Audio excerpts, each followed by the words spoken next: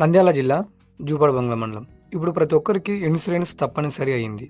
ఎప్పుడు ఎలా ప్రమాదం ముంచుకొస్తుందో తెలియదు.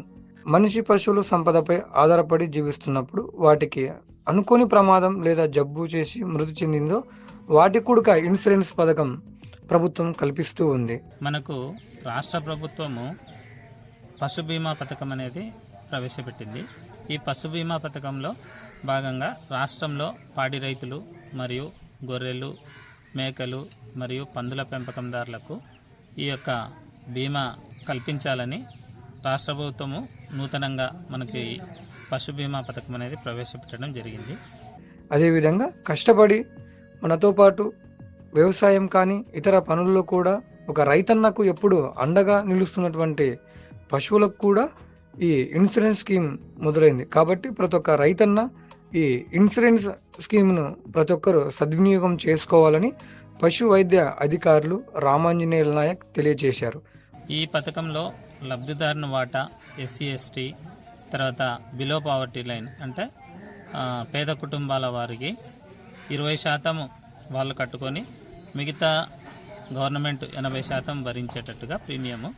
అదేవిధంగా అబవ్ పావర్టీ లైన్ అంటే పెద్ద రైతులకు 50% వాళ్ళు చెల్లించే విధంగా 50% ప్రభుత్వము ఇచ్చేసే విధంగా మనకు నిర్ణయించడం జరిగింది. పాడి పశువులు కానీ లేదా ఎద్దులు ఇట్లాంటివి 5 పశువులకు, అదేవిధంగా గొర్రెలు, మేకలు, పందులైతే 50 గొర్రెలకు లేదా 50 మేకలు లేదా 50 పందుల వరకు కూడా రైతులు వారి పేరు మీద రిజిస్ట్రేషన్ ఇన్సూరెన్స్ చేసుకునేదానికి అవకాశం ఉంది. మేలుజాతి పశువు తర్వాత నాటు జాతి పశువు. ఈ మేలుజాతి పశువుకు వచ్చేసి 30,000 గరిష్టంగా 30,000గా, తర్వాత నాటు పశువులు అయితే 15,000గా నిర్ణయించడం జరిగింది. 15,000 రూపాయలకు బీపీఎల్ కానీ ఎస్సీ ఎస్టీ లబ్ధిదారులకు కానీ వీళ్ళకైతే 194 రూపాయలుగా నిర్ణయించడం జరిగింది.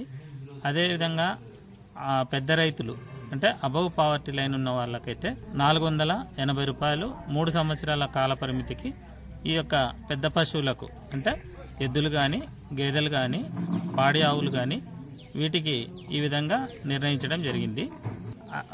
అకస్మాత్తుగా జరిగేటటువంటి పశువుల మరణాలు జరిగితే వాళ్ళకు ఆర్థికంగా నష్టం జరుగుతుంది. కాబట్టి దాన్ని ఈ విధంగా పశు బీమా పథకం ద్వారా రైతులకు నష్టపరిహారం చెల్లించే విధంగా మన రాష్ట్ర ప్రభుత్వము నూతనంగా ఈ పథకం ప్రవేశపెట్టింది.